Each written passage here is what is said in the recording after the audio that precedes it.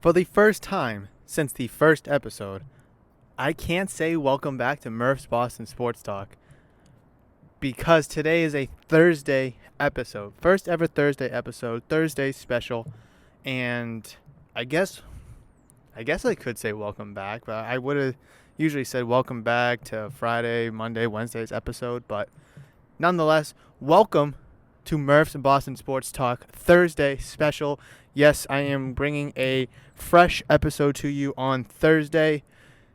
As I did say in the last episode, I was not going to be around in studio to record for a Friday episode due to my trip to Florida. So therefore, I figured the best way to compensate is to give you a Thursday episode to stay on the schedule of 3 episodes per week. Although today and yesterday's episodes are back-to-back, but I'm sure you wouldn't mind listening to me for a second day in a row. Hopefully it stays really nice out right now. It's very cloudy, a little bit of a chill. It's like low 50s. And yes, I'm outside again. Sun has yet to peek out all too much because of the clouds, but nonetheless, it is very nice and refreshing to be outside, and it is quite comfortable in like a little pullover hoodie, shorts, slippers. I got the whole thing going. So, like I said yesterday, anything over like 45 and into the 50s is summer, and that's exactly what it feels like right now, or at least it will later today when it reaches the low 60s in the Rhode Island area. And I believe all of New England, or just about most of New England, will be upper 50s, low 60s today. So bless up to a day that feels like it is summer. It is so good to hopefully be out of the depression that we call winter and into the ecstasy that we call warm weather, spring, summer, whatever. Anyways, let's just dive into some quite interesting, quick hits. So I just want to start off with a little NBA chatter that the San Antonio Spurs and power forward center LaMarcus Aldridge have mutually agreed to part ways. The two sides have agreed on a buyout, which will make LA LaMarcus Aldridge a free agent. Quite a few years ago at this point now, he left Portland to go to San Antonio. He played with Tim Duncan, I believe, in his Duncan's last season. So he's been with the Spurs for a while now. And I remember, I think it was last year or maybe 2 years ago that LaMarcus Aldridge or maybe Damian Lillard said that they would like to finish their career together. I quite frankly don't see Damian Lillard leaving Portland anytime soon. So could that mean LaMarcus Aldridge is going back to Portland to help out the Trailblazers in the Western Conference? Possibly. I've heard around the block that other teams could be interested in him as well, such as Dallas, Los Angeles, the Knicks, the Nets, the Heat, the Raptors, but not the Celtics. Now, I don't know about you, but I would personally love to have LaMarcus Aldridge on my team. I think he would be very well for what you want. He can be a back to the basket kind of big man. He can be a face-up big man if you want. He can stretch the floor a little bit. He's got a nice shot, and he plays very good defense. Generally speaking, very good defense. I know he's kind of slipped off a little bit this year, but it is what it is. I think you would try to make something happen to obtain a player like LaMarcus Aldridge because that's not going to make your team worse in comparison to what you have. I think it's only going to make your team better in comparison to what you have right now. It brings you a veteran experience who's been predominantly in the playoffs for most of his career, whether it was with Portland or San Antonio. Although he hasn't won anything, it would be nice to have a player like LaMarcus Aldridge on your team for the experience, the size, the defense, the shot. I think he's not as good as he once was, but he brings all of the tools that you want in a versatile toolbox player. And I really think that the Celtics should try to be in on LaMarcus Aldridge because if he goes to the Knicks, if he goes to the Nets, if he goes to the Heat, or even the Raptors, you're cooked. You're porked. You're toast. You're like the burnt toast that I made this morning. You're done because you're not going to be able to keep up with the star players. I have a fuzz on my microphone. Hold on. There we go. Because you're not going to be able to keep up with the star talent that is around you that other teams have in the Eastern Conference. It's just not going to happen. And if he ends up going to the Lakers, we'll consider any hope for a potential championship to truly be over. Because say you are lucky enough to get out of the Eastern Conference, once AD comes back and then you throw in LaMarcus Aldridge into that mix, it's over. But, I mean, the Lakers have bigger problems than just bringing in LaMarcus Aldridge as it is right now. But I really think that the Celtics should be in and after LaMarcus Aldridge due to the reasons that I said. You can't let other teams get a player like this. Staying with basketball, we're going to be looking at your Boston Celtics really quickly. And it came out yesterday that Marcus Smart will and is expected to play against the Brooklyn Nets in tonight's return from the All-Star break. Smart has been out for roughly a month due to a calf injury, I believe it was. I forget what it is, a calf, quad, leg injury, let's just call it. And he has been cleared by doctors. And like I said last night, he reported that he will and is expected to play tonight against the Nets. Hopefully, the Celtics have been playing decently well the past few games prior to the All-Star break. I'm still not going to talk too much about them, but it is noteworthy to say that they are playing decently well, and it's good to have a Marcus Smart come back. Now, with the trade deadline rapidly approaching in the National Basketball Association, which it is on March 25th, the Danny Ainge and the Celtics cannot look at the roster this way. Ooh, we're getting Marcus Smart back around the trade deadline. We have been without him for an extended period of time, and we've been playing like whatever. Ooh, Marcus Smart is coming back, and that is essentially us acquiring another player. Ooh, we don't have to make any trades at the trade deadline because we are essentially acquiring Marcus Smart for free, hence coming back from injury. No, you cannot do that. You cannot have that mentality. And I say this because a few years ago when the Celtics had Avery Bradley, I believe it was his last year in Boston, he was also out with an injury. I forget what he was injured with at the time. He was out for like 1 to 2 months. He comes back around the trade deadline, I think like right before it. And Danny Ainge had the mentality like, ooh, Avery Bradley just missed an extended period of time. Ooh, Avery Bradley is coming back right around the trade deadline. Ooh, we've been playing without Avery Bradley like whatever. Ooh, we basically acquired Avery Bradley for free since he's coming back from injury. Ooh, we don't need to go out and trade for anybody. Well, Celtics end up going out and losing to the Cleveland Cavaliers that year 4-1 in the Eastern Conference Finals. So obviously, if you went out and traded for a player, I can't recollect who was available at the time or yet alone who was decently good at the time besides a few named players. But either way, it could have helped you in the series. Not going to sit here and say that, trading for a player X would have helped you beat the Cavaliers that year. I think the Cavaliers were on a mission regardless. But it is what it is. You cannot have that mentality going into this trade deadline, especially when there has been so much backlash on the team as a whole throughout the entirety of the season. One more, I promise. Just one more quick hit. Quick hits. Yesterday, the Texas Rangers organization announced that they will be at 100% occupancy at Globe Life Field for opening day 2021. This is good news to hear for baseball, for sports, as we hopefully push through what is left of COVID-19, coronavirus. Obviously, we must still proceed with caution. I'm not going to sit here and tell you that COVID is over and done with, that we should move on and live our lives normally again. I'm just saying it is a good sign to see. It is showing us that there's light at the end of the tunnel. I know Texas is one of a handful of states that are announcing that they are lifting their mask mandation. And this, having the Texas Rangers announce that they will be at 100% occupancy for opening day is, I'm not going to sit here and say that, they should or they shouldn't be due to COVID-19 regulations, whatever. I'm just saying, generally speaking, coming from a sports fan and someone who wishes society was back to what we normally thought that it was before COVID-19, but it is a good sign that there is light at the end of the tunnel in regards to sports and society. That's all I'm going to say about it, but hopefully and potentially we can see other MLB teams or other sport teams such as the NHL and the NBA also come up to whether it could be 50% at least. I know with basketball and hockey that they are indoors, so it's a little more difficult. However, baseball is an outdoor stadium. However, Globe Life Park in Texas is an indoor stadium, so it is, like, what are we doing here? What are we doing here? Inside, outside, what is it? So just a little food for thought as we gain momentum towards living a normal or getting back to living in a normal society. Hopefully, like I said, we can see more stadiums, more parks, more arenas open up their facilities, whether it be 20, 50, 75, 100% occupancy, whatever it may be. So congratulations to the Texas Rangers for taking the first step, a first hard step in sports. Moving on to our topics for the day.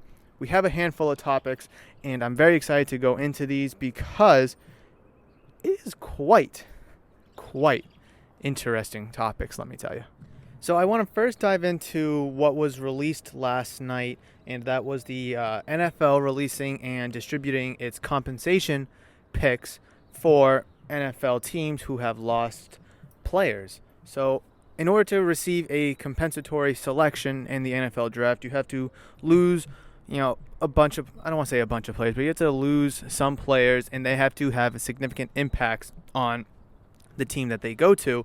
However, you also need to acquire players in efforts to replace them. So, for example, if you lose 6 players but you gain 3 players, then you kind of walk away with 1 or 2 picks. If you lose 10 players and you gain only 2 back, you'll probably get 3 picks. It's an odd, weird formula that I'm not even sure what it means or how to come up with one.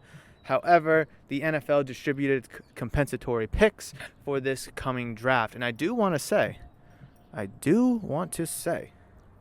that I believe in 2000, Tom Brady was a compensatory pick at 199. And after a quick little research, yes, he was compensatory. He was a compensatory pick that the Patriots used to select at 199. So that is something worth noting, moving forward, with this draft and the news of the Patriots receiving their compensatory picks.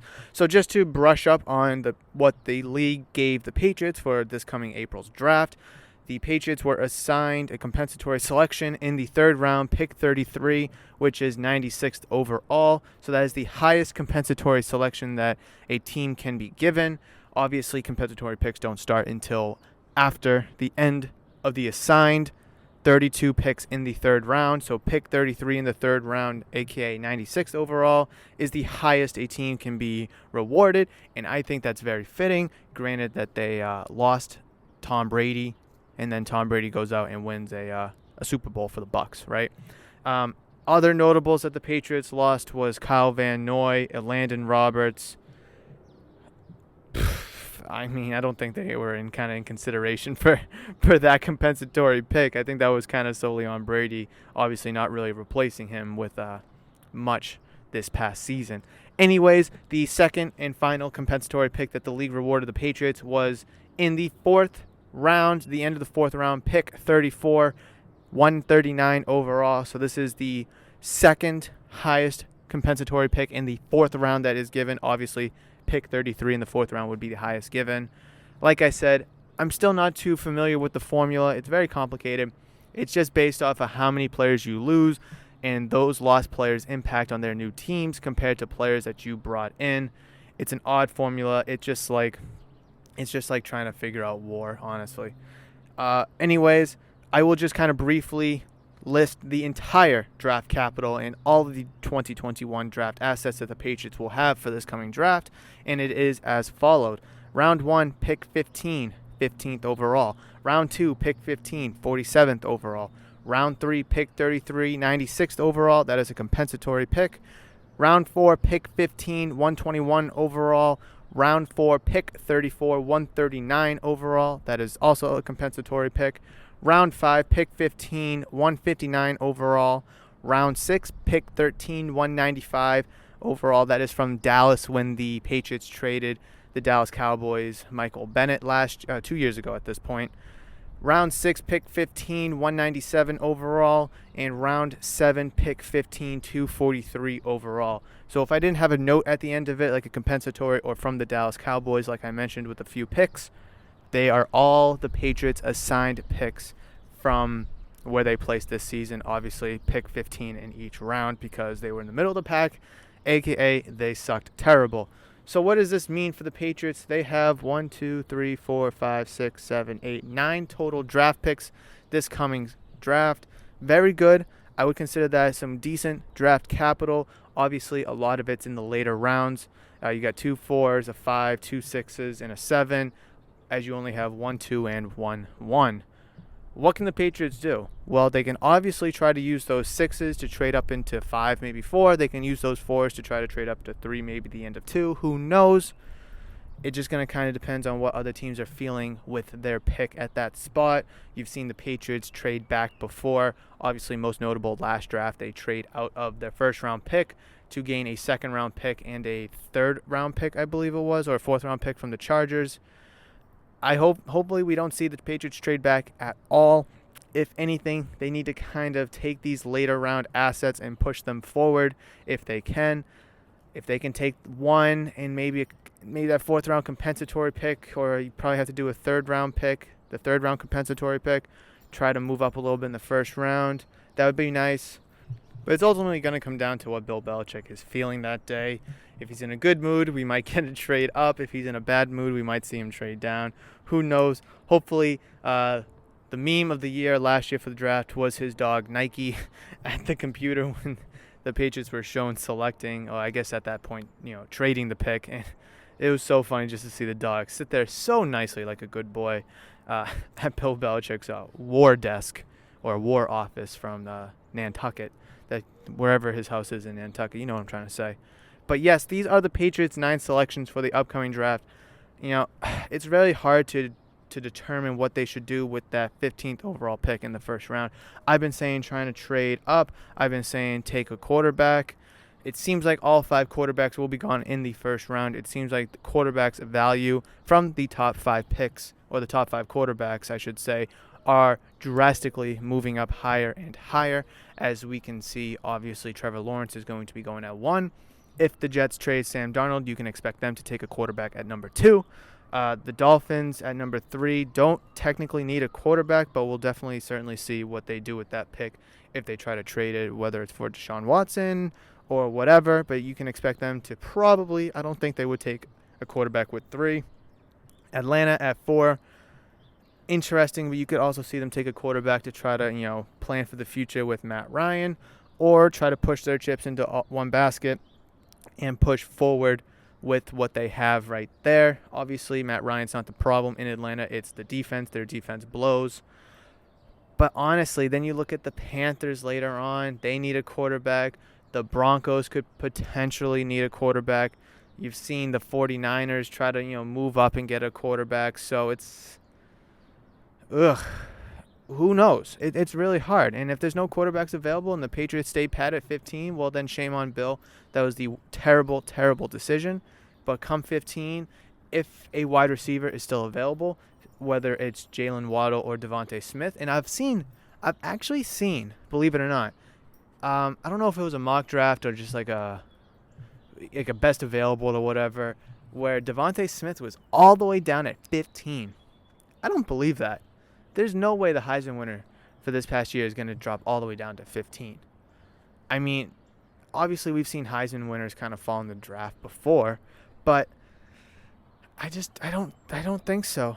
I just don't see it. I mean, you see a lot of mock drafts. He's up in the top 5, top 8 maybe, no lower than the top 10. But to fall to 15, what? I could see Jalen Waddle falling down to 15, but I certainly can't see Devontae Smith falling down to 15.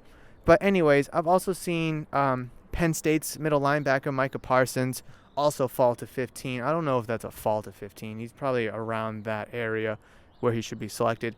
I personally would love that pick, to be honest. Obviously not my number 1 or not what I'm hoping for. Like I said, quarterback, maybe wide receiver would be nice.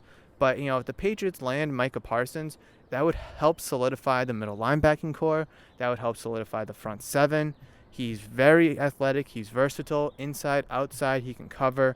He's just, probably the best linebacker in the draft class for this year. And I would certainly have no problem if the Patriots were able to pick him up. Only if they were able to address potential other needs, such as maybe signing a wide receiver, trading for a quarterback, whatever.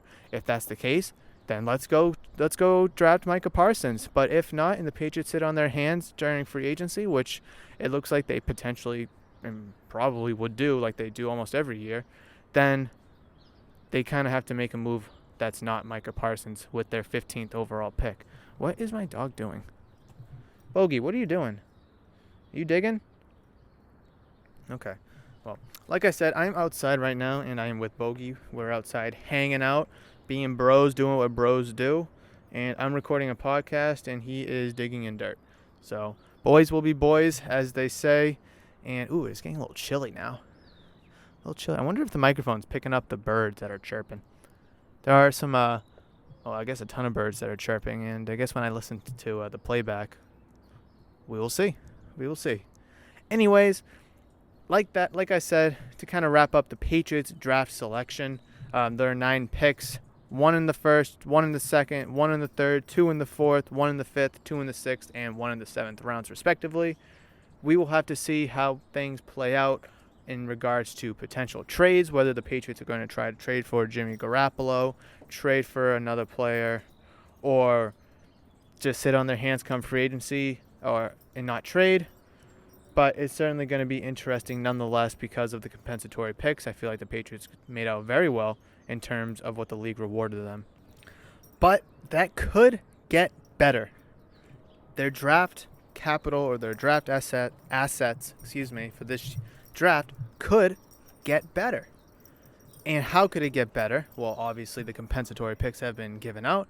So the only way to get better draft capital is, you guessed it, through trade. And there is a rumor that spewed up last night when I was perusing through Twitter, looking for some topics and looking for some talking points. And I saw that the Patriots, or I should say that teams are reaching out to the Patriots in regard to wide receiver N'Keal Harry. And when I first read that, I was like, whoa, really? Why? Then I think to myself, the former first-round pick, and he's going into year 3. So far, he's been an absolute bust. First year, he was injured. Second year, he shows some nice signs. And now, he finished the season. Jacoby Myers, undrafted wide receiver, did better than him. Let's be honest. But I'm personally against trading former first-round picks unless the contract's coming up and you're not going to extend them, so you try to get something in return. You've seen the Jets do that with Jamal Adams. You've seen the Rams do that with, the Jaguars do that with Jalen Ramsey to the Rams. And it's just like, he's nowhere near that kind of caliber player. So if you try to trade N'Keal Harry, you're not going to get a first-round pick back. Who in their right mind would trade their first-round pick, whether it's this year or a future first, for N'Keal Harry? You need wide receiver depth. So he's a wide receiver, so that kind of helps you right there. Regardless of his skill set, he gives you depth. But if you can get maybe a second, I'm pulling that trigger. I'm pulling the trigger. Getting a second-round draft pick for N'Keal Harry, obviously, he's still young. He's got some work to be done. He'll have 2 more years on his contract for the new team. He'll have a first-round, being a first-round, 5th-year rookie option. So after the 4 years, the team can decide to extend him with the 5th-year option, which is only given to first-round picks. But who would give a second-round pick for him, though? Let's be honest. But, there are some good signs. He's tall. He's big. He's aggressive. He's physical. There was an end-around play that he's done a few times, and he can open it up, cutting around the corner, around the edge. He's got a nice little quick burst of speed, but he hasn't put all of it together. We've seen flashes of this. We've seen flashes of that. But we just haven't seen all of it put together yet. And maybe a team that's trading a potential second-round pick would see that and be like, we like these individual skill sets. We think our wide receiver coach, our offensive coordinator, or our quarterback could help sharpen those, make them better. Maybe we got a veteran wide receiver who can tutor and mentor N'Keal Harry. So maybe for that team, especially if it's a late pick in the second round, it'd be worth it to them. And it'd be worth it to the Patriots, because if you can take what seems like a bust first-round pick and get a second-round pick for him, then yippee. Because the chances that he continues and remains to be a bust are significantly higher than if he works out and pans out like the first-round pick that he's supposed to be. Now, first-round picks are supposed to have significant impact on your team in year 1. with the exception of backup quarterbacks. Obviously, you've seen Patrick Mahomes, Aaron Rodgers get drafted in the first round, but they have been backups their first couple years. Or you've seen quarterbacks like Joe Burrow, Jared Goff, Carson Wentz, all start week one, not week one, or at least start in year one, I should say. Mitchell Trubisky, he started in year one. Deshaun Watson starts in year one. So obviously, there's some good names and bad names, but usually first round picks. I mean, I could go to other positions, but I'm getting sidetracked here. But he hasn't made, at the end of the day, N'Keal Harry hasn't made an impact in year one nor year two. Kind of give him a pass on year one since he was injured a little bit. When he came back, didn't really shine. You could say, oh, Brady didn't trust him. Oh, Brady didn't throw to him, whatever. Sure, that's a valid argument for N'Keal Harry. But still, what about year two? Rather healthy. Cam Newton threw him the ball, but he still just didn't wow me. Like I said, Jacoby Myers outperformed him. So if I can take a bust of a first-round pick, turn it into a second-round pick, then hypothetically I can just go on the streets after the draft and bring in a wide receiver who's going to do more production and give you more. I mean, that's a power move from Bill Belichick right there. Obviously, it's easier said than done, but just look at it. Just look at it for, a little weird face value right there. Jacoby Myers, undrafted wide receiver, is outperforming N'Keal Harry, a first-round pick. WTF.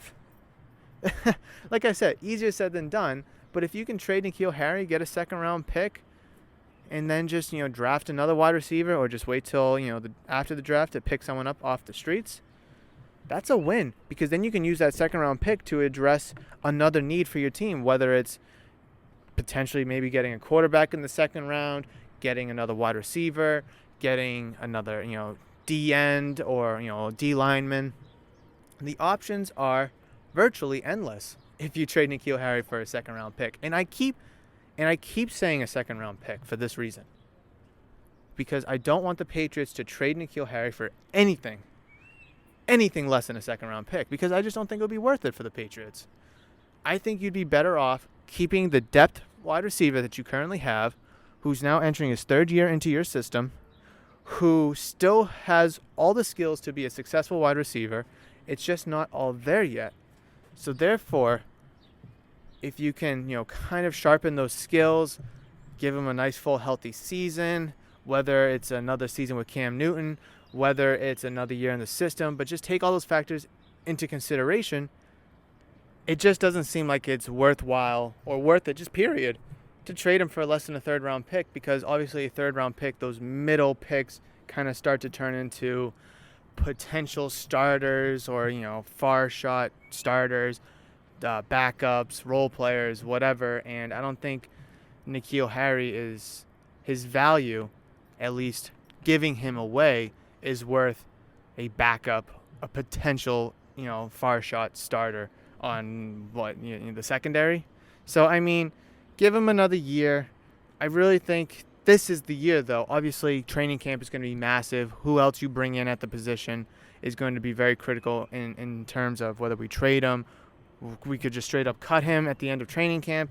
We will just have to wait and see there. So, I know I'm almost 30 minutes in. And I do kind of want to be conscious of the time because I have to get ready to go for a flight. But I want to make sure. Bogey, will you stop?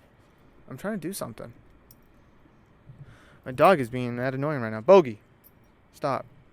So, anyways, one thing that I also saw on Twitter is that Sox manager Alex Cora said that starting pitcher Tanner Houck will be a starter in the majors or in the minors, and he will not transition to a relief pitcher role. I love this because last year when Tanner Houck came up to the big leagues during the COVID-shortened season, he's only pitched one game so far this spring, and it's not been the best of games, which kind of leads me to believe that he will be in the minors to start the season. 2 games, and he won one. But I think he will be a good starter. He has a lot of potential. Red Sox really like him, and he's probably one of our best pitching prospects that we have left. Obviously, we've moved a lot of prospects over the years, and he's one that has stayed. And I think we should just keep him as a starting pitcher regardless, because Chris Sale's coming back from Tommy John. What is he going to be? Eduardo Rodriguez is coming back from his heart condition with COVID-19. What is he going to be? There's just so many questions. Garrett Richardson's clearly not working out so far this year. So having as many starting pitchers available to you is going to be an added plus. Starting pitchers can always go to being relievers. Relievers can't always go back to being starters. So keeping them as a starter, maybe having them be in the minor leagues to start the season. When an injury comes up or, a move needs to be made, then you can bring him up when he's playing better, once he kind of gets more innings under his belt at a higher level. I just don't think taking a talent such as his and putting it in the bullpen is the best of ideas, especially when starting pitching has been and is a major concern for your team. With that being said, I love what Alex Cora said in regards to Tanner Houck about he will be a starter regardless if it's in the majors or the minors. And him saying whether it's in the majors or the minors gives me some hope and gives me some optimism that Cora likes him to the point where he could make the opening day roster. I mean, I don't think all 5 starting pitching spots are filled yet. And I'd certainly like to see Tanner Houck on there at some point, maybe not to start the season. Like I said, maybe give him a few games in the minor leagues, wait for an injury, wait for something to pop up where he needs to come up to start. With that being said, keeping with the Red Sox, as we get, closer and closer to opening day, spring training games are coming and going. I do kind of want to run a little activity, not really an activity, but I want to kind of give you my Red Sox opening day roster, or I should say opening day lineup predictions. This is something I love doing at the beginning of every year, is to just kind of break down what I think will be the Sox starting 9 with positions for opening day 2021. I'm very excited to do this because there's a lot of players that could, make the team. There's a lot of players that could not make the team, who's going to play where.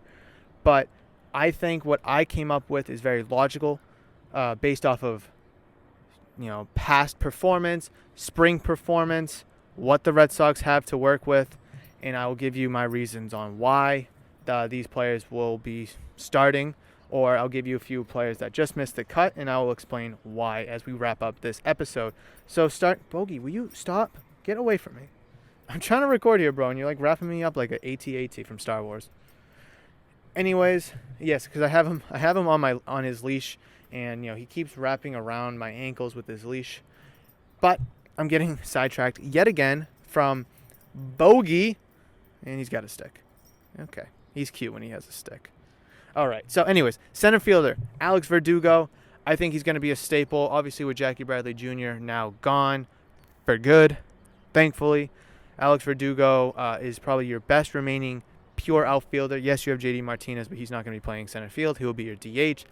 Kind of gave away another one, but either way, Alex Verdugo's young. He's a star. He's a stud. He played very well last year for the Red Sox. He seems to be growing as a fan favorite, and I think him playing in center field is perfect. Moving on to shortstop is Xander Bogaerts, as I was just bitching and complaining about my dog, Bogey. Yes, I think Bogaerts will be batting number 2, obviously at shortstop. He is a 30 home run, 100 RBI threat who can hit 300. I think that kind of player across MLB is starting to become your 2 hitter instead of your 3 or 4. I think Bogaerts brings both speed, a great eye at the plate, contact power, and all that good stuff to the 2 hole. With Benintendi now gone, Xander Bogaerts vaults himself up to the 2 spot, where I think he will have a very good, successful 2021 campaign. Number 3, JD Martinez. He's he's jack of all trades when it comes to hitting, whether it's pulling the ball straight away, opposite field, contact, doubles, power, home runs, you name it. He can draw walks. He's got a great eye. He's got everything you want in a hitter. And I think that will serve very well at the 3 spot, where Rafael Devers, third baseman, will be in the cleanup position. I love what I see from Devers when players get on base. He can drive the ball. He can hit the ball for contact and power, similar to Bogaerts and Martinez. He doesn't have that great, eye, that great awareness just yet. That's why I have him at the 4 spot. So hopefully JD Martinez can either advance or drive in Verdugo and Bogaerts, where Rafael Devers, who is still sharpening his skills as a hitter, can kind of take advantage of having those three in front of him. Behind him in the 5th spot is first baseman Michael Chavis. So there has been rumors, Michael Chavis, first base, second base, left field, or whatever. I think based off of everything right now, I think he would serve best as your first baseman. He has a lot of pop in his bat. He can really, really crush the ball. He is versatile, like I said, second base or natural position is also third base as well, but Devers is there. But he's had some time in left field, which I am completely against, by the way. Just keep him in the infield. He has a lot of great pop. He's a great personality kind of guy. He's still growing and learning to be, a major league hitter. This is going to be his 3rd year with the team, and thus far, I liked what I've seen from him in not only the spring, but just in the past as well. He's currently hitting 415 at-bats. I think in the 5 spot, giving him the full-time nod at first base will be very exceptional and I think well-deserving for both the Red Sox and Chavis. Number 6, second baseman, Marwin Gonzalez. So this is a little odd one. You've seen Marwin Gonzalez play very well so far throughout the spring. He's been all over the diamond, whether it's at first base, second base, shortstop, outfield. He's a jack of all trades. He's like a Brock Holt, but he can hit better than Brock Holt. And I really think this acquisition of Marwin Gonzalez is awesome. I really do. You could also put him in the outfield, like I said. You can put someone else at second base, Enrique Hernandez, maybe. But I really think that Marwin Gonzalez is going to be your opening day second baseman. Or, like I said, you can throw him in the outfield. But either way, I think he's going to be your starting second baseman. That's where I move to left field. Something just fell. Oh, a garden light just fell. So sorry for that noise. Like I said, I'm going into this raw. No cuts, no edits, just straight raw. Going to your 7-hitter, I got Enrique Hernandez playing left field. You could throw him in right field as well, but I have him in left field just to kind of cover myself if him and Marwin Gonzalez kind of flip-flop. They're both versatile. They both can play all over the infield, all over the outfield. So I do have Marwin Gonzalez and Enrique Hernandez both being able to be flip-flopped, whether it's second base and left field. But that is kind of, I have them where they are right now because I like what I see from Gonzalez in the infield, and I've liked what I've seen from Enrique Hernandez in the outfield. Whether they switch positions, whether they play different positions, I can foresee one, but most likely both of them in your starting day lineup. That just gives you so much more flexibility when it comes to maybe pinch hitting or, moving players around because you needed a pinch runner off the bench. And, say you have an outfielder going in for Christian Vasquez, you can move, you can put Enrique Hernandez, or I should say, you're bringing in a speedy infielder in for a slow outfielder, say JD Martinez. Well, that doesn't matter because he's a DH. Either way, it just gives you so much flexibility, and this would be a great situation and a great ideal situation for the Red Sox if they were in the National League because the pitchers would hit, there's no DHs. But either way, I'm kind of rambling and ranting. Both of them will be in your starting day lineup, second base and left field. Moving to the 8th spot, I have Christian Vasquez. I do like what I see from Christian Vasquez. He has been a great hitter as of late in regards to 2019, 2020, a little bit in 2018 as well during the World Series run. But ultimately, I think a lot of the other hitters in front of him are more pure hitters or straight up better hitters than him. He's more of a defensive catcher, defensive-orientated backstop. So that's why I have Christian Vasquez so low in my lineup. Absolutely could see him creeping up to the 7-6 spot in the lineup, bearing performance, of course. Moving on to your right fielder, batting 9th is Hunter Renfroe. You could also see him coming off the bench. You could see someone else in there as well, Jarren Duran, Yaro Munoz. But as of right now, I think it will be Hunter Renfroe. Might have to depend on matchup, lefty, righties, or whatever. So that's who I have as my predicted starting 9 for your Boston Red Sox. Starting pitcher, can't forget about this one, Eduardo Rodriguez. Yep, I have Eduardo Rodriguez projected as my opening day starter. You could throw Ethan Eovaldi in there as well, But I think, Rodriguez has deserved and earned an opening day nod, not only for coming back from his little heart condition with COVID-19, but just based off of performance in general as well. I think he is your secondary ace behind Chris Sale, but with Chris Sale still out due to Tommy John, I think Eduardo Rodriguez vaults himself up into that position. So that is my opening day roster, my opening day lineup for your Boston Red Sox. We'll just recap it real quick. Center fielder Alex Verdugo, shortstop Xander Bogaerts, DH JD Martinez, third baseman Rafael Devers, first baseman Michael Chavis, second baseman Marwin Gonzalez, left fielder Enrique Hernandez, catcher Christian Vasquez, right fielder Hunter Renfroe, starting pitcher Eduardo Rodriguez. Now, I did kind of allude to the fact that, some players will be left off of my starting 9, and one of them is Jarren Duran. I feel like he'll either be your 4th or 5th outfielder on the team, or maybe start in AAA just to sharpen his skills. But I really think he should and could make the opening day roster. You could replace him with Hunter Renfroe in the outfield, throw him towards the bottom of the lineup, and just get him going. He is, I believe, 24 years old, so time is starting to tick on him. So replacing him with Hunter Renfroe, I have absolutely no problem with. Maybe starting the season slow with him on the Major League roster, and then eventually vaulting himself into the starting position in the outfield is also very possible and very ideal for him as well. I also left off Bobby Dahlbeck, although he's having a absolutely tremendous spring training. I think he'll be finding himself in a very similar position to what Chris Bryant and the Cubs went through. I believe 2015, I think it was, maybe 2016. That was the year they won the World Series. Was he a rookie that year? I don't remember if Chris Bryant was a rookie the year the Cubs won the World Series.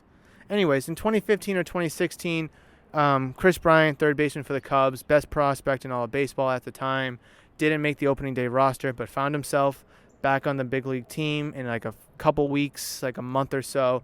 And we could totally see that with Bobby Dahlbeck, based off of others' performance, based off of injuries, whatever may come up, and you could absolutely see him in the lineup come May, maybe June. I think that would be very ideal for him. Just give him a little bit more time in AAA to face, almost big league pitching.